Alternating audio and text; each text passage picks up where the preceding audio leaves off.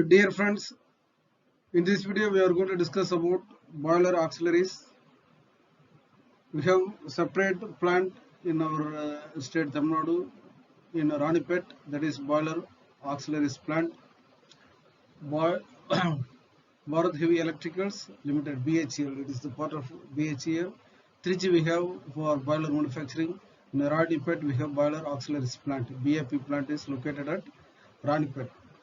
Here they are manufacturing electrostatic precipitator, induced and forced draft fans and filters. But here we are going to see other components also apart from other things. Here we are going to discuss about the auxiliaries which are used in the power plant. It may not be necessary that it is being manufactured in Ranipet. That is a separate. Now we are going to discuss the auxiliaries which are used in steam power plant. See, steam boiler, everyone knows that without the steam boiler, no steam power plant would be there. How just it is animation. We know that a boiler is a very closed vessel into which water is heated or converted into superheated steam at the required pressure. This is just for understanding how the boiler power plant, the steam power plant is working. Superheater, it is one of the important auxiliary which is essential for any steam power plant. Boiler, we have superheater, we have separate component to further heat the steam which is coming out from the boiler, which may not be required enough to supply to the steam turbine. The superheated steam will have zero moisture, that is, it will be out of saturated state, more than saturated, so it doesn't contain any moisture content, so that we can save the blades. Turbine blades will be prevented from corrosion and erosion. That's the purpose of having the superheater. It will be operated by separate superheater generator where the steam will be converted into superheated steam. If you look at this diagram, we have steam drum where the steam is converted into superheated steam by means of convection heat transfer.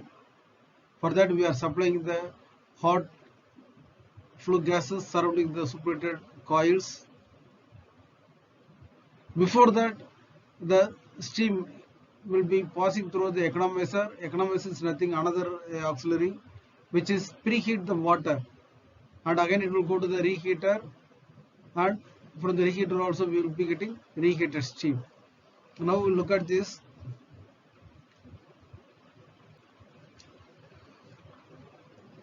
So this is the ambient air is coming into the air preheater.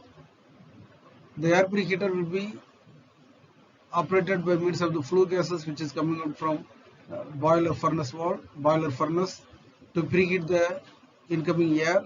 That hot air will be supplied to the combustion chamber where the combustion is taking place, and this hot flow gases, coal air mix, the hot flow gases coming by burning the coal, which will surround this superheated steam drum and coils. The steam will be converted into superheated steam and it will be supplied to the boiler, to the steam turbine.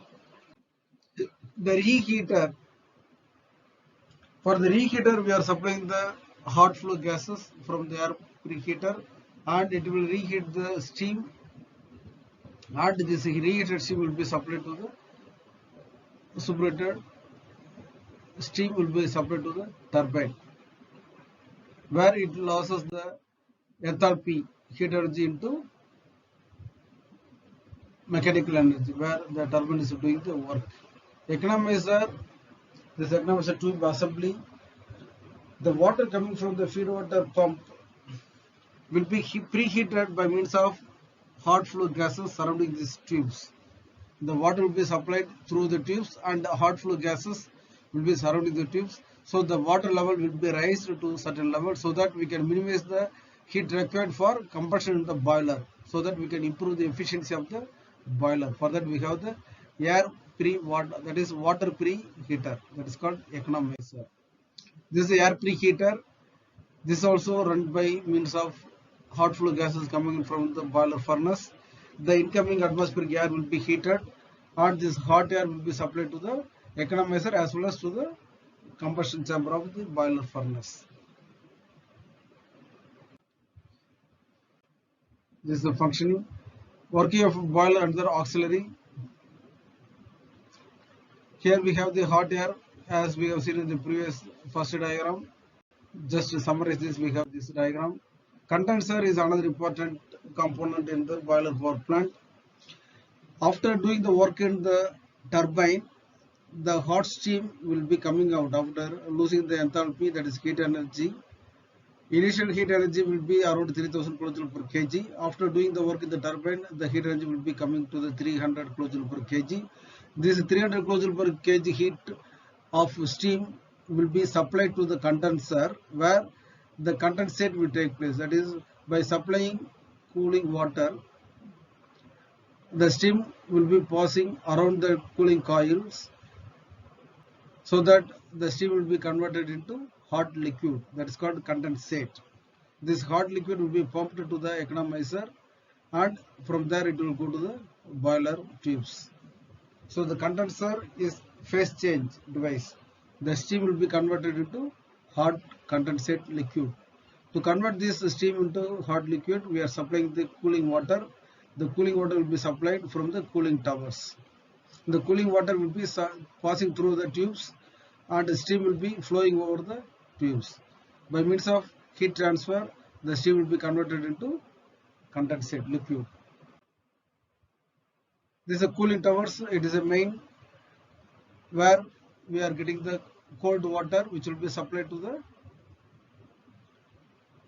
cooling condenser coils.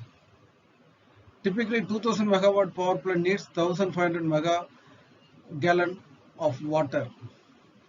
Height of the cooling tower will be around 150 meter, diameter is 150 meter. This is the natural draft cooling towers. Thank you for watching this video. Thank you.